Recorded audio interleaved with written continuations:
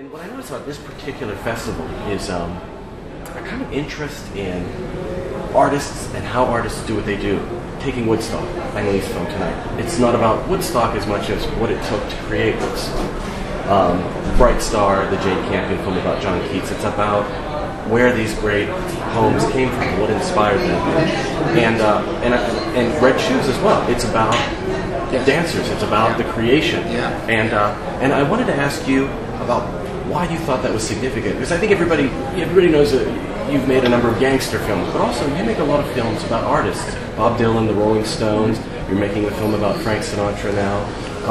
The one called New York Stories. New York Stories. You have a tremendous interest in artists. So why is it important to tell the stories of artists? Well, I think what's interesting to me is the nature of what makes a person create art. Good art, bad art, mediocre art. It's all hard, you know. But what makes a person? What drives a person? What is that obsession?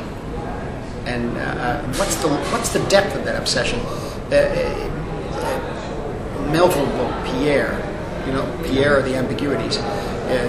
He's a young writer, isn't he? Yeah. He's a writer, and he goes through all kinds of extraordinary problems, and he's desolate. He winds up in the diaspora outside. I believe he's living in Paris, I think. Yeah. And he's living in a garret somewhere. Yeah. His sister with him, or his wife. He married someone who's really in love with his sister. It goes on so long, very complicated, and it's quite beautiful.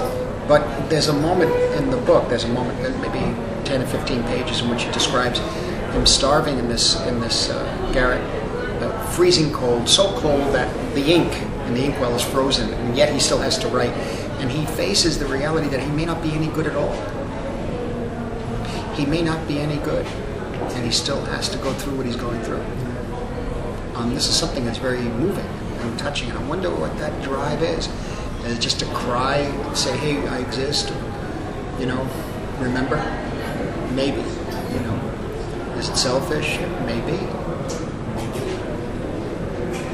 Should one be criticized for that?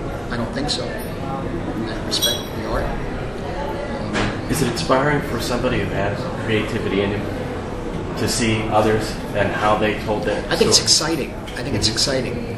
I mean, for me, it's exciting. I don't think there are many other artists who will tell you, there are many artists who tell you that they don't need that, which is fine. I don't know what they need. But I think it's exciting for me to see that. To see the artists. To see the process, and to see the journey they take. How they come up with some, or see films about poets, films about artists, painters, writers. Very hard to do films on writers in that sense, you know. But it's the nature of the life they live and the way they treat other people. I think that's fascinating.